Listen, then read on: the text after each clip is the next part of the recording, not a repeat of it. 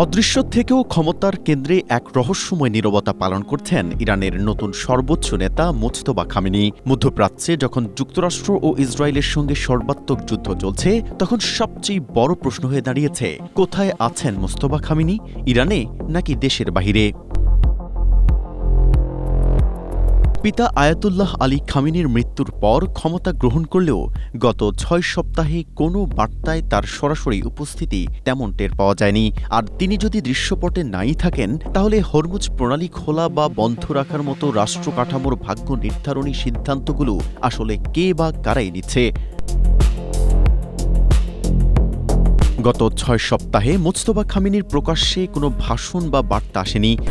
Strawberry super dotted ও classic ভ্যারিয়েন্টে sensation জাগুক শিহরণ।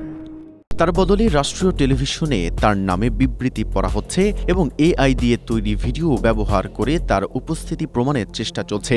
খবর রয়েছে, যুক্তরাষ্ট্র ও ইসরায়েলের যৌথ হামলার একেবারে শুরুর দিকেই গুরুতর আহত হয়েছেন মুজতবা খামেনি। তার পায়ের হাড় ভেঙেছে, চোখে আঘাত লেগেছে এবং মুখেও রয়েছে ক্ষতের চিহ্ন।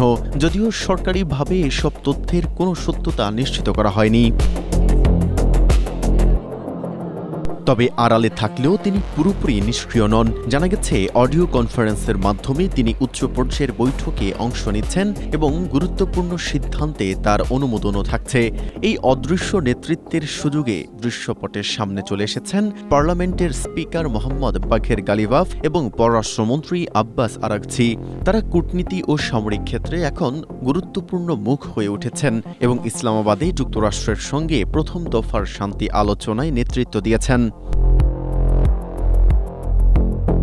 এমন বাস্তবতায় তাই সবচেয়ে বড় প্রশ্নটি হল, আসলে কি সব সিদ্ধান্ত মুজতবা খামেনি নিচ্ছেন, নাকি তার নাম ব্যবহার করে অন্য কোনো শক্তি পেছন থেকে পুরো শাসন ব্যবস্থা চালাচ্ছে?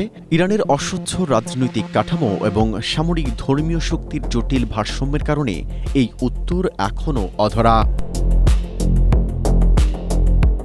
মেহেদী হাসান, এশিয়া পোস্ট।